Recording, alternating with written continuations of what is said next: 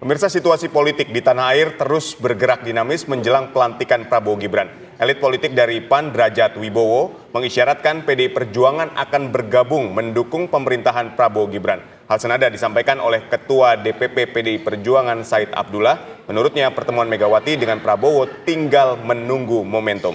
Ya, akankah pertemuan Prabowo Mega menghadirkan perimbangan politik baru untuk menjaga jalannya pemerintahan Prabowo Gibran?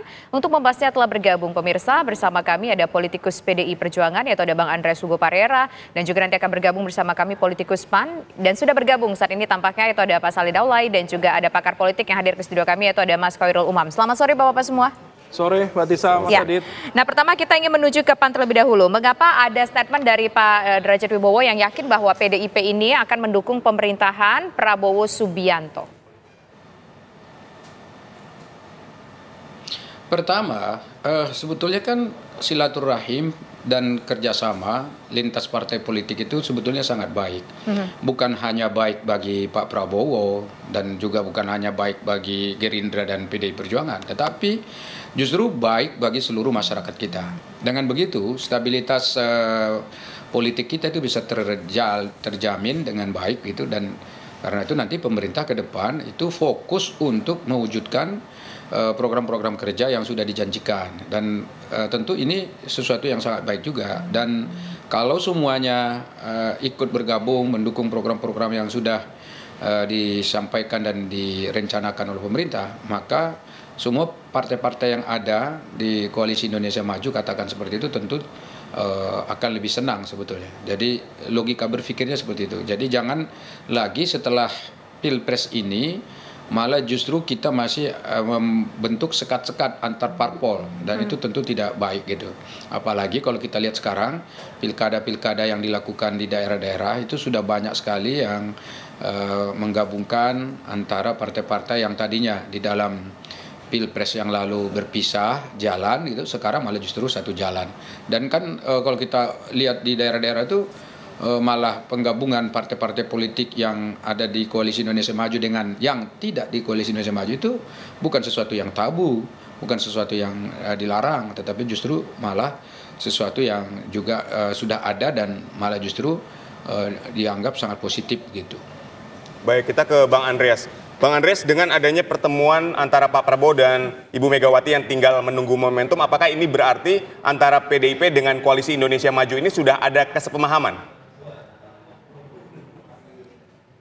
Ya, kalau pembicaraan dalam arti kesepahaman bagaimana kita melihat Indonesia ini ke depan, saya kira dalam hal-hal prinsip ya kita tentu ya punya pandangan yang sama bahwa pemilu sudah selesai, pilpres sudah selesai, sekarang kita menghadapi pilkada, mari kita menjaga proses demokrasi yang sudah kita lewati, dan ke depan kita punya pemerintahan baru dengan presiden yang sudah terpilih.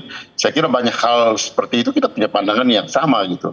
Tapi di dalam proses menjalankan pemerintahan kita tahu bahwa ya Pak Prabowo sebagai presiden terpilih tentu dia punya tanggung jawab untuk memimpin pemerintahan ini ke depan, dan saya kira dalam hal seperti itu kita punya pandangan yang sama, kita punya kesepahaman yang sama, dan kita menghormati proses demokrasi yang sudah berjalan ini. Oke, sekarang kita ingin ke Mas Umam. Mas Umam, kalau kita lihat ini tampaknya peluang untuk bersama PDIP dengan Prabowo Subianto mungkin ada pembicaraan ke arah sana. Tapi kalau kita menarik, bukan berbicara soal mungkin atau tidaknya, udah kita nggak bicara itu lagi. Tapi kita akan bicara ini arahnya akan kemana. Apakah ini merupakan bentuk nanti untuk perimbangan Prabowo Subianto sebagai Presiden Republik Indonesia, atau mungkin tidak ada yang begitu signifikan, atau memang betul ada untuk balancing power? Ya, memang dari konteks kalkulasi kepentingan tentu harus bisa dihitung bahwa ini ada kepentingan sifatnya taktis, ada juga kepentingan yang sifatnya strategis. Dalam konteks taktis tentu ada kepentingan jangka dekat, yaitu kalau misalnya kemudian Pak Prabowo bertemu dengan Bu Mega, maka proses transisi kekuasaan betul-betul akan berjalan dengan baik. Karena bagaimanapun juga awal pemerintahan seringkali mengalami limbung, ada instabilitas politik cukup signifikan. kekuatan PDIP dengan menjadi pemenang di Pileg kemarin tidak bisa di-underestimate. Maka kemudian merangkul PDIP memiliki makna yang cukup penting bagi pemerintahan baru. Tetapi di saat yang sama kita juga mencermati bahwa dinamika politik Pilpres kemarin memang masih menimbulkan luka-luka. Nah, luka-luka itu yang tampaknya kemudian akan terus mengalami dinamika. Terutama terkait dengan pola relasi antar elit. Karena bagaimanapun juga kalau misal kemudian di bawah pemerintahan yang baru, Pak Prabowo, tentu dia juga berharap memiliki kekuatan yang utuh dalam konteks sistem presidensial. Nah, kalau misal kemudian masih ada kekuatan lain yang masih mencoba untuk mempengaruhi, mendrive, bahkan mengambil kebijakan-kebijakan yang cukup strategis di ujung kekuasaan, maka tampaknya ada kekhawatiran dalam konteks pemerintahan baru. Nah, kalau misal kemudian hal ini dikaitkan juga dalam konteks bagaimana informasi spekulatif Pak Jokowi misalnya atau putranya Mas Gibran yang menjadi wakil presiden terpilih, kalau misal kemudian nanti bertransformasi menjadi kekuatan elit misalnya di Partai Golkar, tampaknya Pak Bahlil sifatnya sementara. Nah, kalau misal kemudian itu terjadi, maka kekuatan terbesar di Koalisi Indonesia Maju adalah Golkar. Artinya dia punya kendali yang lebih besar dalam konteks mendrive bagaimana pemerintahan ke depan, yang mana Gerindra dan partainya atau partainya Pak Prabowo relatif lebih kecil. Nah, kalau misal kemudian ini terjadi, maka pertemuan Pak Prabowo dengan Bu Mega bisa dimaknai sebagai sebuah strategi balance of power, perimbangan kekuasaan. Supaya apa? Supaya kalau misal kemudian ada kekuatan besar yang mencoba untuk mendrive tadi, Pak Prabowo bisa mencari aliansi kekuatan lain untuk kemudian melakukan perimbangan. Bahkan kalau kekuatan lain lebih agresif, maka ini bisa menjadi kekuatan yang berkoalisi untuk menggebuk balik kekuatan yang besar tadi. Baik, tadi Anda katakan Pak Jokowi ingin seolah-olah mengambil alih Partai Golkar. Apa itu mungkin terjadi? Bukan mengambil alih, tentu nanti prosesnya mengalami proses dinamika yang politiknya tentu akan dijustifikasi secara demokratis. Tetapi bahwa keberadaan Pak Jokowi yang kemudian diinformasikan, informasi spekulatif cukup berkembang cepat, tampaknya kalau misal per hari ini, ketika kepala negara, pemimpin negara, kemudian sudah lengser ke Prabon, maka seringkali dalam proses rentang 10 tahun itu tercipta banyak riak-riak kekuasaan. Ada rival-rival dan sebagainya. Proteksi terbaik, perlindungan terbaik, pasca lengser ke Prabon adalah menjadi bagian dari kekuatan politik. Per hari ini, Pak Jokowi belum menjadi bagian dari kekuatan partai politik. Maka harus dihitung betul, mana dari sekian banyak kekuatan itu yang sekiranya potensial untuk menjadi bagian dari rumah baru Pak Jokowi, sekaligus menyediakan political protection yang cukup efektif untuk menghadapi dinamika politik yang kemarin memunculkan luka-luka yang cukup besar. Oke, luka-luka yang cukup besar, kemudian memiliki rumah politik. Apakah ini menunjukkan juga bagaimana hubungan ataupun mungkin asumsi dari Pak Prabowo Subianto seolah seperti apa nanti hubungannya dengan Pak Joko Widodo setelah ia menjadi presiden dilantik? Ya, tentu dalam konteks ini menjadi light ya, dinamikanya sangat cepat. Tetapi bahwa kalau misal kita cermati gagalnya revisi Undang-Undang Pilkada adalah sebuah fenomena yang sangat unik. Tidak bisa itu dianggap sebagai sebuah kegagalan sifatnya teknis, jelas. Itu ada faktor pertimbangan strategis dan most likely, besar kemungkinan memang ada intra-elit konflik di dalam konteks kekuasaan besar yang menjadi pemenang di pemilu kemarin. Artinya ada perbedaan cara pandang, ada perbedaan sikap, ada perbedaan posisi. Dan itu terrepresentasikan dalam statement-statement para elit. Pak Jokowi mengatakan merasa ditinggal rame-rame. Di saat yang sama beberapa saat setelah itu kemudian Pak Prabowo menyatakan agak gimana gitu kalau misal ada yang agak bagaimana itu terhadap kekuasaan. Bahasanya dibuat sangat light waktu itu. Tetapi bahwa semua ini tidak mudah untuk ditutup-tutupi. Tetapi bahwa kalau misal nanti terjadi kemudian gesekan, benturan secara kepentingan, ya itu adalah realitas politik yang wajar. Kalau antara Pak Jokowi dengan PDIP, Pak Jokowi dengan Bu Mega, di mana PDIP membesarkan beliau, ternyata kemudian terjadi faksionalisme kepentingan, maka tidak menutup kemungkinan kalau one day, suatu saat, juga Pak Jokowi dengan Pak Prabowo juga mengalami split dalam konteks kalkulasi kepentingan serupa. Baik. Who knows? Baik, kita ke Mas Soleh. Mas Soleh, apakah Anda setuju dengan pernyataan yang disampaikan oleh Mas Umam kali ini bahwa di situ ada langkah taktis, ada langkah strategis yang dilakukan Pak Prabowo untuk menggabungkan antara PDIP dengan Kim Koalisi Indonesia Maju ini? Jadi sebagai ranah politik ya, saya kira memang itu semua dimungkinkan bahwa ada langkah strategis, kemudian ada langkah taktis ya. Nah, konteksnya adalah untuk bagaimana agar kehidupan dan suasana politik kita itu memang betul-betul bisa dikendalikan dengan baik, dan karena itu tidak jadi beban pikiran juga bagi Pak Prabowo dalam bekerja ke depan ini. Itu satu. Tetapi yang kedua yang perlu juga dilihat dalam konteks ini Mas Umam adalah bahwa Pak Prabowo itu punya catatan historis yang hubungannya itu sangat baik dengan Ibu Megawati. Jadi kita harus lihat dulu ke konteks ini, karena hubungan mereka sangat baik, untuk bertemu, kemudian bergabung, bekerja sama, itu adalah sesuatu yang sangat-sangat masuk akal dan sangat-sangat direkomendasikan gitu. Nah, kalaupun misalnya ada perbedaan visi politik selama ini yang kelihatan di publik, di mana misalnya Pak Jokowi, kemudian katakanlah Gibran dan seterusnya dianggap tidak sejalan, tetapi saya yakin Pak Prabowo bisa menempatkan ini secara proporsional.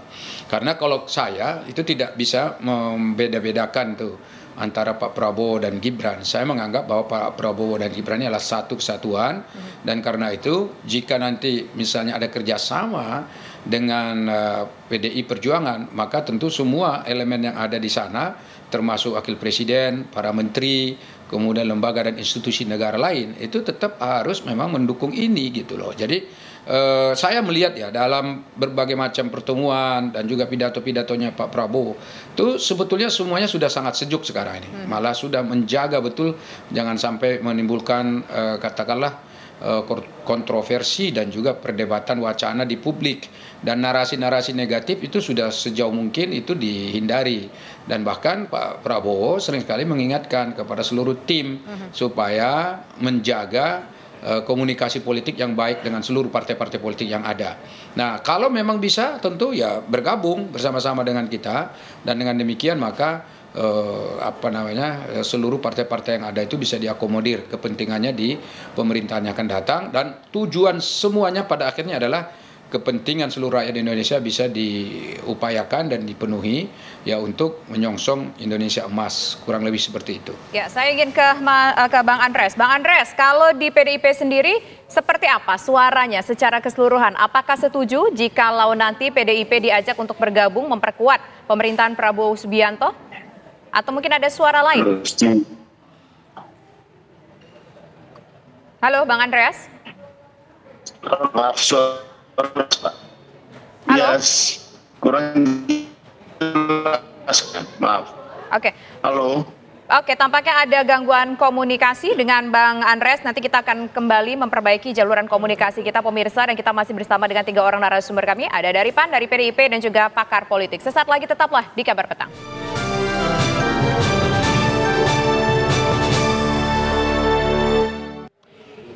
Ya, saya ingin ke Bang Andreas menjawab pertanyaan tadi Bang Andreas. Dari PDIP sendiri, apakah semuanya dari level bawah sampai dengan level elit sudah sepakat kalau nanti seandainya diajak Prabowo Subianto bergabung mendukung pemerintahan? Kalau semuanya dari bawah sampai ke atas itu biasanya diputuskan di dalam Kongres. Nah itu ya tahun 2000. Ya, ketika pemerintahan Pak SBY dulu juga seperti itu, ketika PDI Perjuangan menjadi partai yang ada di luar pemerintahan, diputuskan itu merupakan keputusan Kongres. Gitu.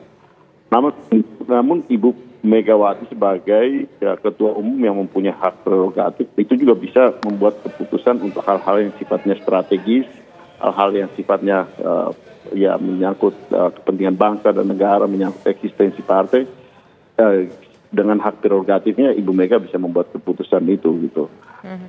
Tapi kita lihatlah bagaimana perkembangan ini ya, apabila terjadi pertemuan itu dan kemudian ada pandangan-pandangan, ada tantangan yang dilihat bersama yang berkaitan dengan hal-hal tadi yang saya sampaikan.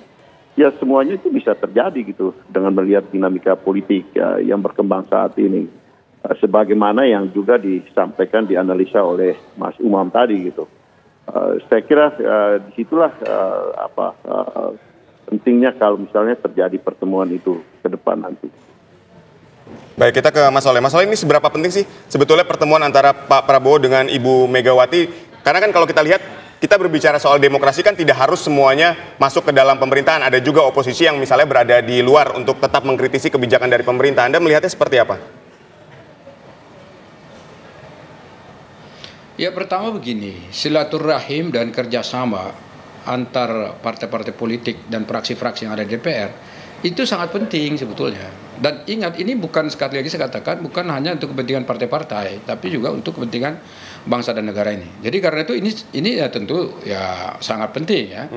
Kemudian yang kedua, kita mengetahui bahwa kalaupun misalnya nanti mereka partai-partai ini bekerja sama, kemudian fraksi-fraksi bekerja sama di DPR, bukan berarti semuanya itu didiamkan. Jadi tidak boleh mengkritisi. Selama ini juga di DPR itu saya lihat partai-partai yang bergabung di pemerintah itu tetap terbuka juga mereka untuk memberikan masukan, kritik dan juga katakanlah masukan terkait dengan kebijakan-kebijakan pemerintah, dan itu kelihatan pada saat pembahasan undang-undang dan juga pembahasan anggaran dan juga pengawasan yang dilakukan oleh DPR. Jadi karena itu kalaupun nanti ini kita kerjasama, ya bukan berarti tadi misalnya kritiknya bahwa nanti tidak ada lagi yang oposisi, karena memang sistem di kita ini kan sebetulnya tidak ada juga oposisional secara murni, tetapi juga justru kalaupun bergabung, tetapi semua komponen yang ada di dalam pemerintahan itu tetap diperkenankan, diperbolehkan untuk memberikan masukan gitu. Baik, sekarang saya ingin ke Mas Umam. Mas Umam, efeknya kalau seandainya memang nanti jadi bergabung PDIP dengan pemerintahan terpilih Prabowo Subianto, dampak secara kualitas pemerintahan dan demokratisnya seperti apa? Kemudian dampak secara politiknya untuk masing-masing pihak yang masih merasa terlukai, ada yang merasa mungkin tersakiti, itu akan seperti apa pula? Ya begini, ada beberapa kalkulasi yang harus kita breakdown ya. Dalam konteks pemerintahan, kalau PDIP bergabung tentu akan menghadirkan stabilitas politik yang sangat memadai. Dan kita tahu bahwa pembangunan, kalau misal kita merujuk pada tradisi neoliberal tahun 1960-an ya, bahwa stabilitas politik itu adalah fondasi yang paling prinsipil dalam konteks pemerintahan dan juga efektivitas kinerja pemerintahan. Tetapi begini, bahwa diakui atau tidak, mekanisme check and balances itu adalah sebuah mekanisme yang fundamental. Maka kalau misal kemudian PDIP bergabung, maka praktis tidak akan ada satu elemen kekuatan pun dalam konteks kekuatan politik yang kemudian akan memerankan fungsi sebagai penyeimbang, sebagai pengawas, sebagai oposisi. Apapun perdebatan teoritiknya, apakah memang dalam sistem di Indonesia multiparty system tidak mengenal sistem oposisi dan sebagainya, silahkan. Tetapi kalau misal kemudian fungsi check and balances tidak ada, lagi rumus dasar power tend to corrupt, absolute power corrupt absolutely, itu rumus dasar. Maka tidak bisa kemudian ditutupi. Nah, oleh karena itu, ini menjadi wake up call. Saya pikir 9 tahun, hampir 10 tahun perjalanan pemerintahan terakhir ini, bahwa majoritarian presidential model ternyata tidak begitu produktif untuk konteks demokrasi. Faktanya kemudian banyak sekali legislasi-legislasi yang justru dihadirkan tidak berdasarkan aspirasi publik. Tiba-tiba kemudian legislasi diketok oleh DPR dan juga pemerintah. Kita masih ingat Undang-Undang KPK, Undang-Undang Omnibus Law, kemudian Undang-Undang termasuk Undang-Undang Minerba, dan lain sebagainya. Nah, ini yang kemudian menjadi sebuah refleksi bagi kita. Kalau misal kemudian kita ingin menghadirkan pemerintahan yang substantif dalam konteks demokrasi dan juga dalam konteks kebijakan publik, tentu stabilitas penting. Dan saya pikir dengan mendapatkan 80% dukungan dari partai politik di Senayan, dengan semua partai minus PDIP, sudah cukup menghadirkan stabilitas politik. Nah, tetapi kalau misal kemudian PDIP sekalian diboyong masuk ke dalam pemerintahan, saya pikir saya agak khawatir ya, bahwa ini justru menghadirkan bukan hanya majoritarian presidential model, tetapi bisa mengarah pada totalitarian. Nah, ini yang kemudian tentu menjadi wake up call bagi Pak Prabowo sebagai presiden terpilih untuk tetap sebaiknya memang memberikan ruang yang setara bagi kekuatan oposisi atau bagi penyeimbang, apapun namanya, untuk kemudian menghadirkan check and balances, tanpa kemudian mendegradasi atau menghancurkan dalam pola relasi yang konfliktual. Nah, oleh karena itu, hubungan baik antara Pak Prabowo dengan Bu Mega harus dijaga dengan baik, tetapi dalam konteks fungsi pengawasan terhadap pemerintahan tetap harus dijalankan. Oke. Baik.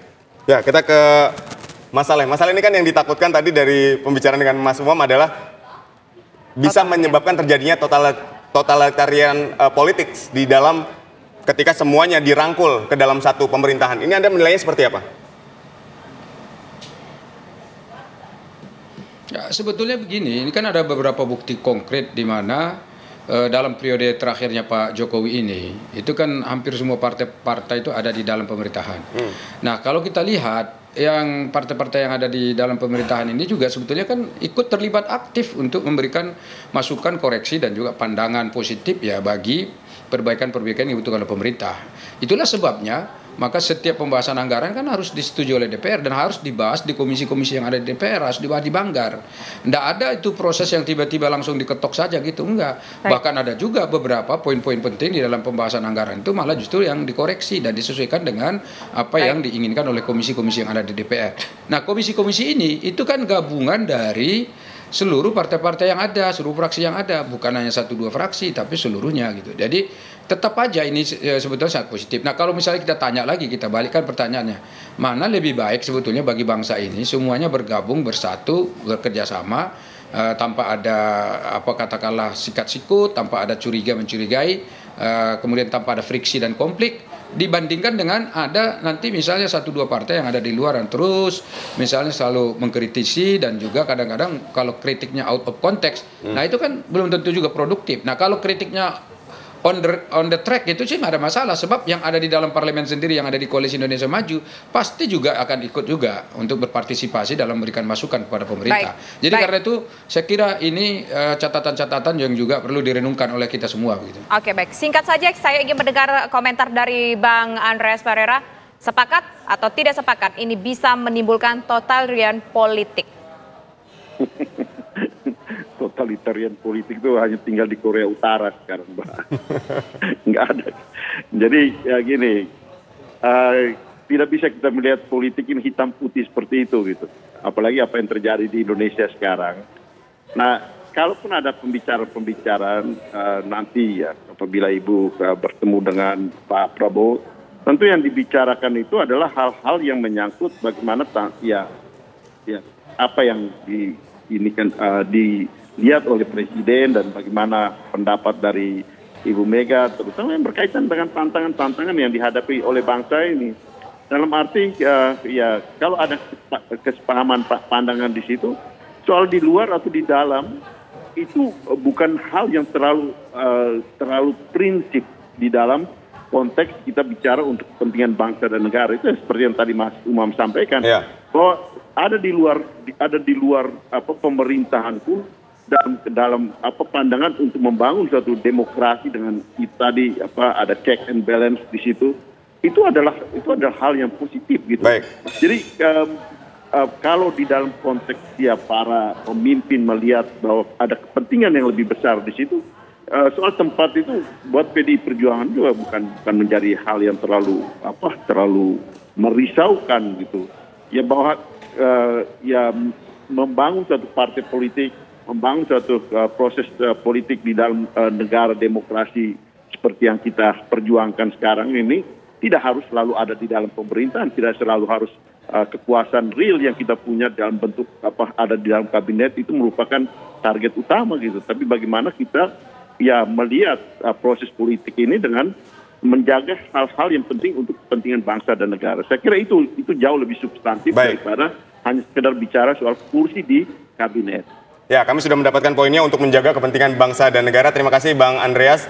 Terima kasih kepada Mas Saleh dan Mas Umam yang telah berdialog bersama kami. Kita akan menunggu bagaimana pertemuan Pak Prabowo dan Ibu Megawati menjadi momentum politik baru untuk Indonesia.